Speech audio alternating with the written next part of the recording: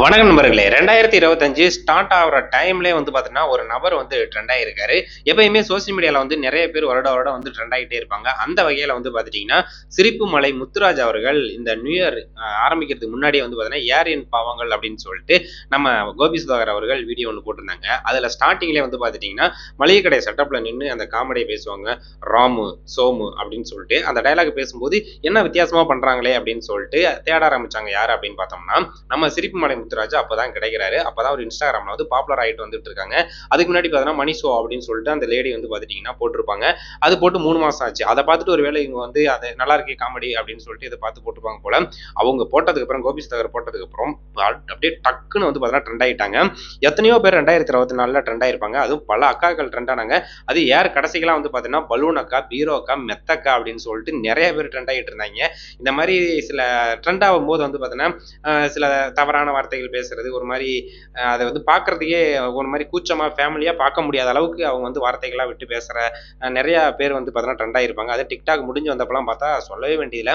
So அந்த அளவுக்கு பார்த்துட்டுனா இந்த மாதிரி தப்பான வார்த்தைகள் பேசினா தப்பான செயல்கள்லாம் செஞ்சா இந்த மாதிரி ஒரு மாதிரி வீடியோ பார்க்கறதுக்கு ஒரு மாதிரி அருவருப்பா அந்த வார்த்தைகள்லாம் பேசி போட்டா ட்ரெண்ட் ஆகலாம் அப்படின்னு ஒரு செட் இருந்துச்சு. ஸோ அந்த இதை பார்த்துட்டுனா இப்போ உடைச்சிருக்காரு நம்ம முத்துராஜ் அவர்கள். ஸோ எந்த ஒரு ஆபாசமும் இல்லாம எந்த ஒரு இது இல்லாம முற்றிலுமா பார்த்தீங்கன்னா நகைச்சுவையா பேசக்கூடிய அந்த வீடியோ, அது தத்துவம், விடுகதை, இந்த மாதிரி சிரிப்பு மலை அப்படின்னு சொல்லிட்டு பேசி போடுறாரு. மளிகை கடை நடத்திட்டு இருக்காரு. சென்னை திருவொற்றியூர்ல தான் இருக்காரு போல. ஸோ அவரோட வீடியோஸை பார்த்து எல்லாருமே பார்த்தீங்கன்னா சிரிக்க ஆரம்பிச்சிருக்காங்க. ஸோ அதில் குறிப்பிட்டு பார்த்தீங்கன்னா இப்போ லேட்டஸ்ட்டாக இன்டர்வியூ எடுக்கும்போது அவர் சொல்லியிருக்காரு ஒரு பதில். அதில் அவர் என்ன சொல்லியிருக்காரு அப்படின்னு பார்த்தோம்னா, ஆரம்பத்தில் பார்த்தீங்கன்னா ரொம்ப நாளாவே செஞ்சுட்டு இருக்கேன். சினிமா எனக்கு ரொம்ப பிடிக்கும். கடை சாத்திட்டு கடைசி ஷோ பார்த்தீங்கன்னா நான் திருவொற்றியூரில் இருக்க தேட்டரில் போய் படம் பார்த்துருவேன் அப்படிங்கிறப்பல சொல்லியிருக்காரு.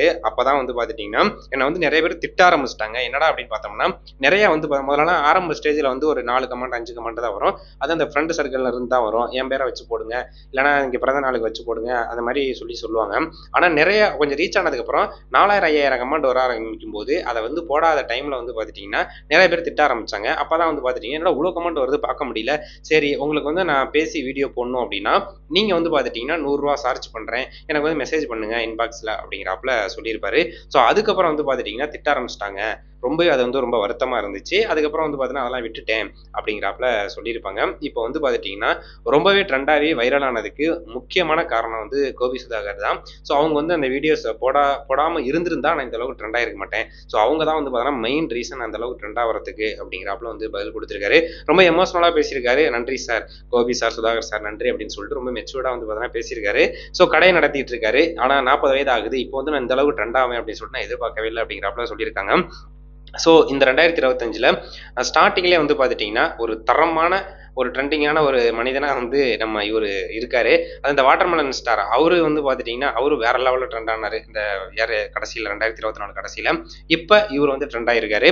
அடுத்து என்ன வேற தளத்தில் போயிட்டு பெரிய லெவலில் ரீச் ஆக போறாரு. ஏன்னா இன்டர்வியூ எடுக்க நிறைய பேர் தேடி போய் எடுத்துக்கிட்டு இருக்காங்க. வெயிட் பண்ணி பார்ப்போம் இவரோட வளர்ச்சி எந்த அளவுக்கு இருக்கு அப்படின்னு சொல்லிட்டு.